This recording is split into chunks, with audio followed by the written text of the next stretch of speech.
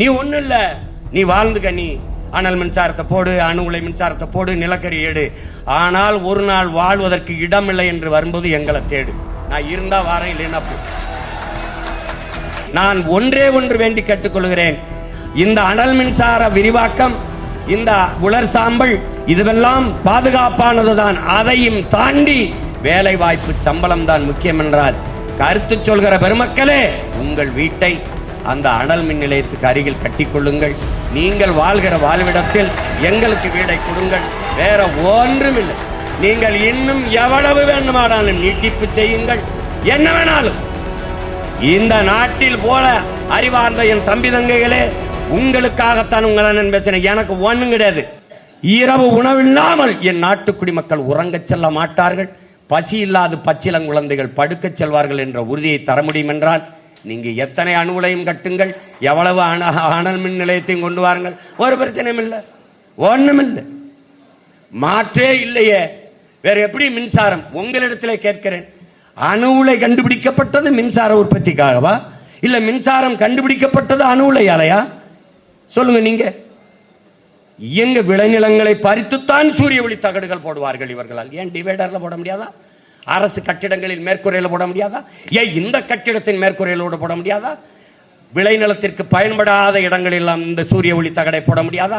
உலகத்தில் பிரிட்டன்ல போய் பாருங்கள், கடலுக்குள்ள இருந்து 100 அடியில காற்றாலை மின்சாரம், எந்த தடையும் இல்லாமல் காற்று வீசிக்கொண்டே இருக்கிறது. அங்கிருந்து மின்சாரம் தயாரிக்க முடியாதா?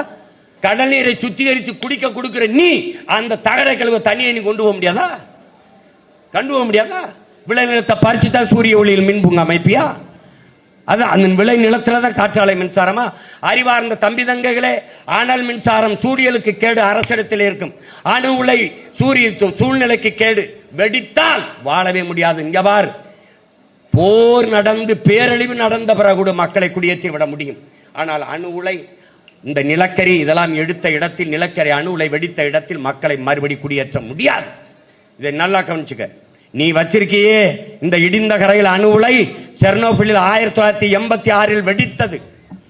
1,00,000 ஆண்டுக்கு இதன் பக்கத்தில் வராது என்று எழுதி வைத்து விட்டு போய்விட்டார்கள்.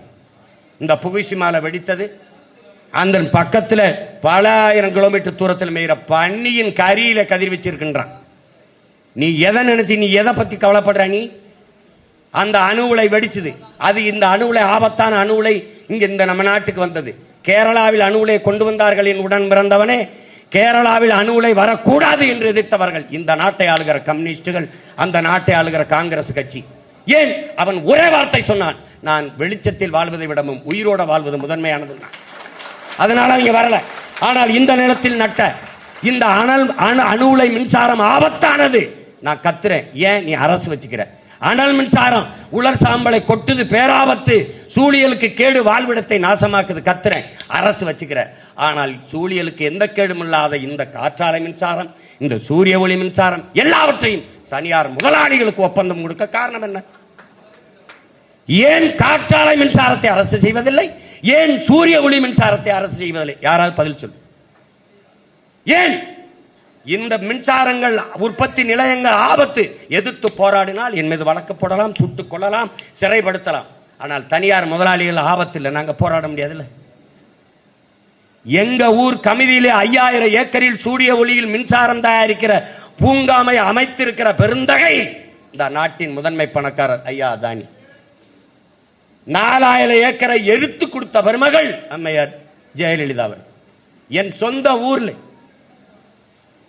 4100 கோடி தான் முதலீடு செஞ்சிருக்காரு. அந்த பணம் நம்ம அரசுகிட்ட இல்லையா? என்ன தெரியுமா? 7 மற்ற மாநிலங்களில் 5 ரூபாய்க்கு ஒரு அலகு மின்சாரம் வாங்கிக் கொள்கிற நிலைமையில் 5 ரூபாய்க்கு தான் கொடுக்கிறார் அதானி.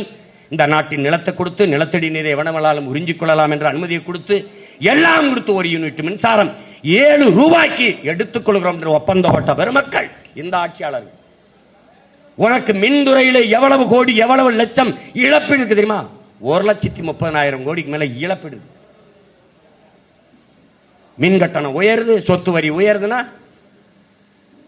நீ ஒண்ணு இல்ல, நீ வாழ்ந்துக்க, நீ அனல் மின்சாரத்தை போடு, அணு உலை மின்சாரத்தை போடு, நிலக்கரி ஏடு. ஆனால் ஒரு நாள் வாழ்வதற்கு இடமில்லை என்று வரும்போது எங்களை தேடு. நான் இருந்தா வாரேன், இல்லைன்னா போ.